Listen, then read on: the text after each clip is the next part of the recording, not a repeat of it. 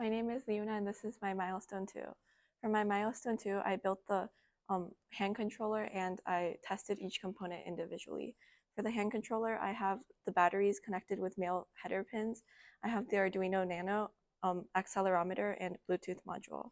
On the Bluetooth module, only the RX and TX pins are connected, and while I was uploading code, I connected the EN pin to the 3.3 volts.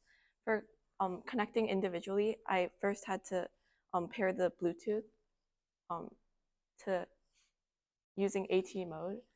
And for AT mode, some commands I used were AT plus roll, which set it as slave and master, ATC mode, which set whether it can connect to any or to a specific pin, and AT bind, which binds the master to the slave.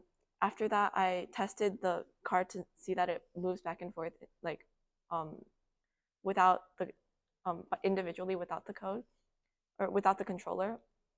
And to do that, first I had to upload the code and then test to see like that the motors work. So it works like with the batteries.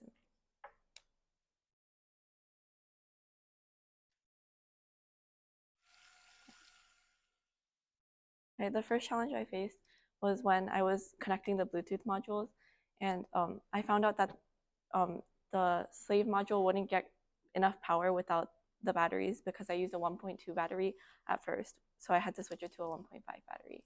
The second issue I found was when I was connecting in AT mode, I had to make sure that the pins were right because I switched the RX and TX pins. The third issue I faced was when I was testing the robot. Only one side was working, and it was working inconsistently. I found out that it was working inconsistently because I had to use the batteries and the computer instead of just the laptop because the laptop didn't have enough power.